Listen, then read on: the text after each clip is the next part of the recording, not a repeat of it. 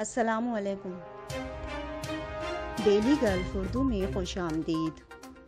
متحدہ عرب امارات ویکسینیشن اور کرونا ٹیسٹ کے حوالے سے عالمی ٹاپ رینکنگ میں شامل ہو گیا۔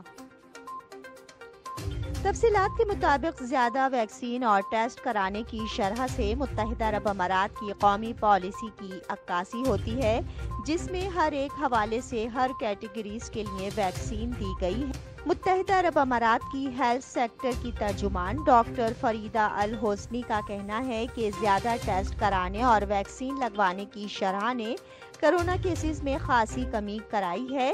اس سے ملک میں تیزی سے صحت یابیوں کی شرح بڑھی ہے۔ انہوں نے کہا کہ یہ آثار ہمیں معمول کے مطابق واپس لا رہے ہیں اور ہم اپنے کاروبار اور دیگر معمولات زندگی کو بحال کر رہے ہیں۔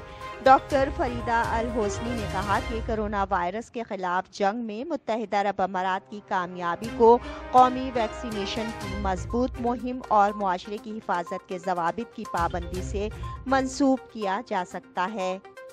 اب تک کے لیے اتنا ہی۔ اگلے بلیٹن تک کے لیے خدا حافظ۔